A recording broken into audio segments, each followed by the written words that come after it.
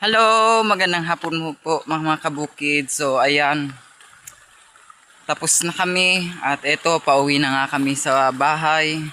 Dito kami sa Malbog, Sagpan, sa may dam. So ayan, para na akong dugyot. Pero okay lang. Basta't ang ginagawa natin marangal na trabaho at paghahanap buhay. So ayan, di natin pwedeng ikahiya ang ginagawa natin. Maging ano lang talaga tayo, matyaga, masipag, sa paggawa ng paghahanap buhay. So, ayan.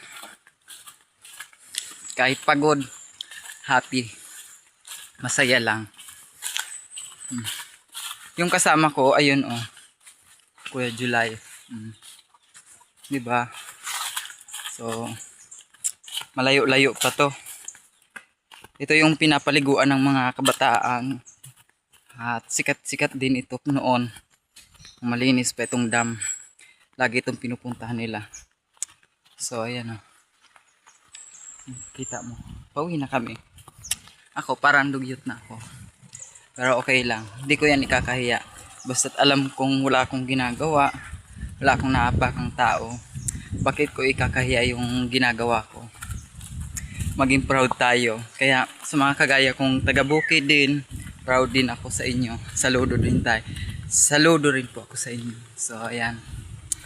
Hindi madali ang maghanap buhay. Pero kailangan lang ng tiyaga. Ganon talaga pag may pamilya ka. May binubuhay ka. Kailangan mong magtiyaga. Gahanap buhay. Para mabuhay mo yung tinayo mong pamilya. No?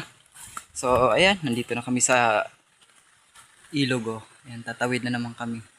Ayan siya. Tatawid na naman tayo sa ilog. Di ba? Napakalayo nito, guys. Siguro kukunan ko lang ito mga 2 hours lang. Diba? So ayan mga kabukid. Thank you for watching po sa inyong lahat. Thank you sa suporta at pagmamahal at tiwala na ibinibigay niyo po palagi sa akin.